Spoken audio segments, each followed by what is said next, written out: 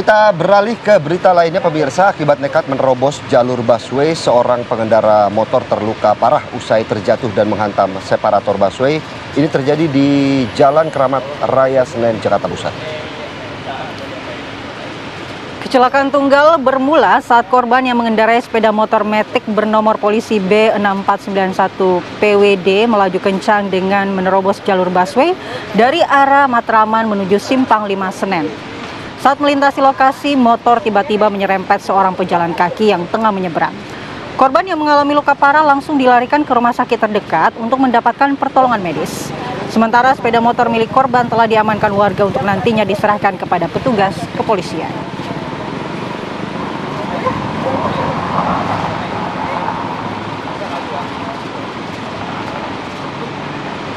Kita bergeser ke Medan, pemirsa. Ini ada seorang kakek dijebloskan ke penjara karena melakukan ruda paksa kepada 2 orang siswi sekolah dasar, ya, masih SD. Masih SD ya. Dan seperti inilah pemirsa rekaman detik-detik dari CCTV yang memperlihatkan pelaku yang membawa korban menggunakan sepeda miliknya, di mana satu korban berjalan beriringan pelaku dan satu korban dinaikkan ke atas sepeda menuju sebuah gubuk untuk menjalankan niat buruknya. Korban pun kemudian melapor kepada keluarga hingga akhirnya pelaku berhasil diamankan di rumahnya. Menurut keterangan polisi, pelaku mengiming-imingi korban dengan memberikan uang jajan sebelum beraksi.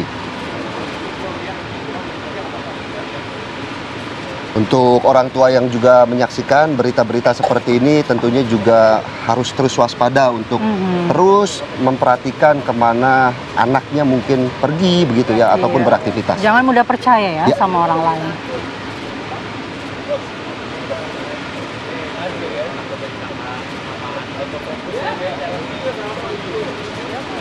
Kita ke kabar lainnya pemirsa, aksi begal sepeda motor di Jalan Pulau Kambing Raya Jatinegara Cakung, Jakarta Timur berhasil terekam kamera warga dan Kapolsek Cakung mengungkap saat ini kepolisian tengah mengidentifikasi 4 orang pelaku dan melakukan pengejaran.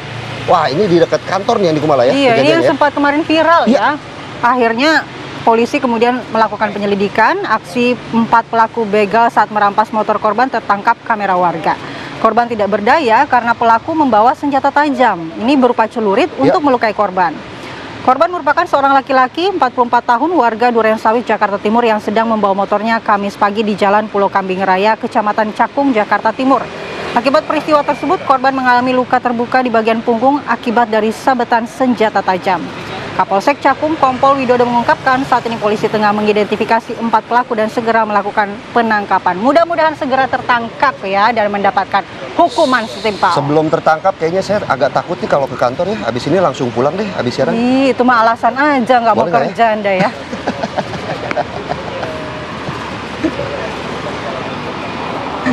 Kita beralih ke kabar lainnya, viral di media sosial. Seorang pria di kota Bandung ini nekat bertengger di belakang mobil pengangkut gas yang sedang berjalan. Diduga pelaku ingin mencuri gas LPG 3 kg dari mobil tersebut. Kirain yang bertengger tuh cuma burung ya.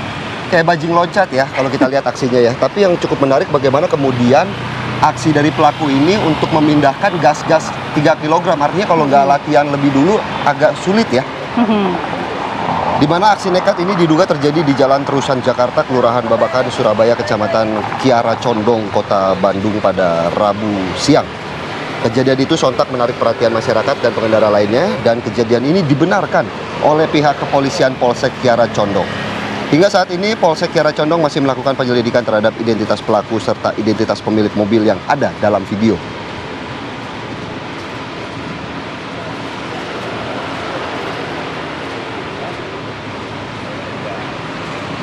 Kita bergeser ke berita lainnya pemirsa, dapur umum mulai dibangun di kantor Kecamatan Banyu Putih, Situbondo. Dapur ini akan menyuplai makanan kepada 1.200 warga korban gempa.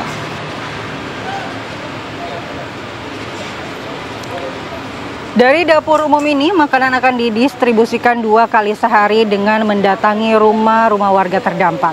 Sekitar 1.200 korban gempa tersebar di 4 desa di Kecamatan Banyu Putih.